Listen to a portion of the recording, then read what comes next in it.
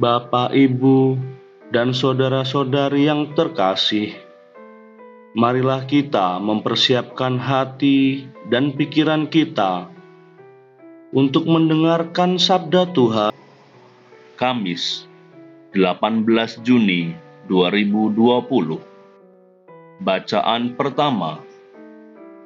Bacaan dari Kitab Sirah, bab 48, ayat 1 sampai 14. Tampillah Nabi Elia bagaikan api, sabdanya membakar laksana obor. Dialah yang mendatangkan kelaparan atas orang Israel, dan karena geramnya, jumlah mereka dijadikannya sedikit.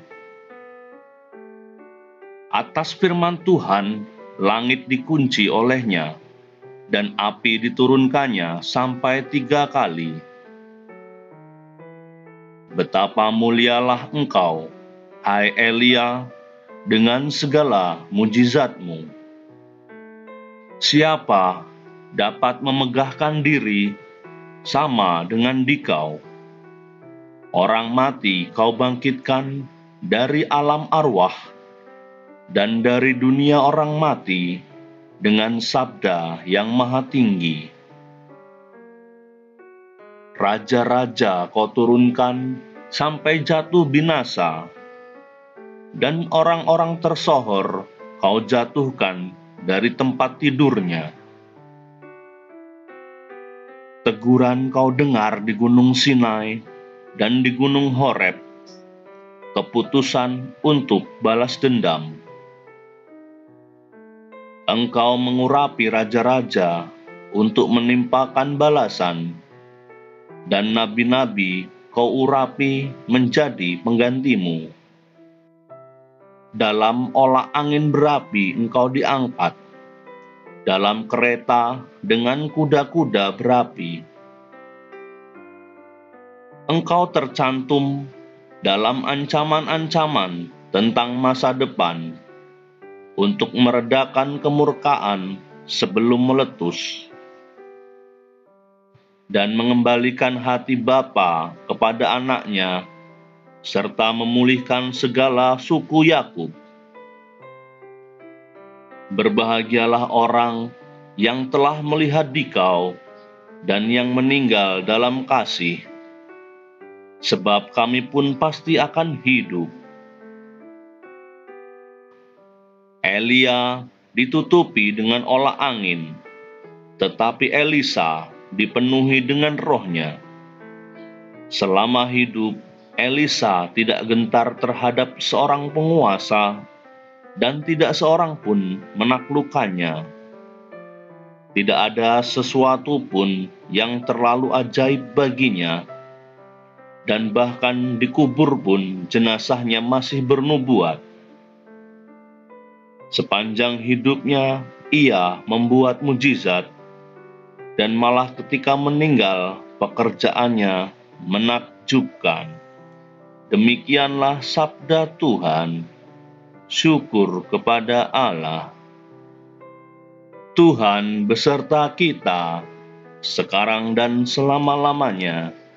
Inilah Injil Yesus Kristus menurut Matius. Dimuliakanlah Tuhan. Injil Matius bab 6 ayat 7 sampai 15. Dalam khotbah di bukit berkatalah Yesus, "Bila kalian berdoa, janganlah bertele-tele seperti kebiasaan orang yang tidak mengenal Allah. Mereka menyangka doanya akan dikabulkan karena banyaknya kata-kata. Jadi, janganlah kalian seperti mereka. Karena Bapamu tahu apa yang kalian perlukan sebelum kalian minta kepadanya. Maka berdoalah demikian: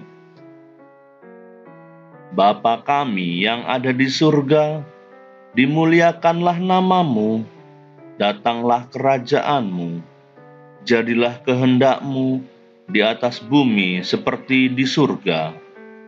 Berilah kami pada hari ini makanan kami yang secukupnya, dan ampunilah kesalahan kami, seperti kami pun mengampuni yang bersalah kepada kami. Dan janganlah membawa kami ke dalam pencobaan, tetapi bebaskanlah kami dari yang jahat. Amin. Karena jikalau kalian mengampuni kesalahan orang, Bapamu yang di surga akan mengampuni kalian juga. Tetapi jikalau kalian tidak mengampuni orang, Bapamu pun tidak akan mengampuni kesalahanmu. Demikianlah Injil Tuhan. Terpujilah Kristus. Bapak, Ibu, dan saudara-saudari yang dikasihi Tuhan, doa merupakan tugas pokok setiap orang beriman, dan keheningan adalah syarat untuk kita dapat berdoa dengan baik. Dengan doa, kita mampu mengenal kehendak Allah. Dengan keheningan, kita mampu berdoa dengan baik. Di tengah kesibukan dunia yang menuntut kerja dan mencari uang untuk masa depan, seringkali orang melupakan doa. Kebiasaan berdoa, baik secara pribadi maupun dalam lingkungan, adalah sesuatu yang positif, namun sering terlupakan bagaimana caranya berdoa. Yesus mengajarkan kepada kita semua tentang bagaimana cara berdoa yang benar. Seperti sabdanya yang mengatakan, "Tetapi jika engkau berdoa, masuklah ke dalam kamarmu, tutuplah pintu, dan berdoalah kepada Bapamu yang ada di tempat tersembunyi. Maka Bapamu yang melihat yang tersembunyi akan membalasnya kepadamu." Bagi Yesus dalam khotbah di bukit ini, doa merupakan hal yang penting, karena setiap perkara yang Dia lakukan senantiasa didahului dengan doa. Maka murid-muridnya pun diajari bagaimana harus berdoa. Berdoa berarti masuk dalam keheningan dan berkomunikasi dengan Tuhan. Oleh karena itu, dalam Injil sangat jelas, ketika berdoa, janganlah bertele-tele, dan kalimat doanya janganlah panjang. Janganlah pamer atau dipertontonkan, sehingga orang mengaguminya. Berdoa tidak perlu dengan maksud untuk mendapat pujian. Doa yang benar disertai dengan sikap kerendahan hati seperti orang yang berdosa yang memohon pengampunan dari Allah. Bapak, Ibu, dan saudara-saudari yang terkasih, marilah dalam masa ini kita gunakan secara baik dalam mengolah hidup rohani kita melalui doa-doa yang kita panjatkan kepada Tuhan. Karena doa harus menjadi bagian hidup sehari-hari sebagai pengalaman kasih Allah. Dengan cara itu, kita akan menjadi pendoa setiap hari.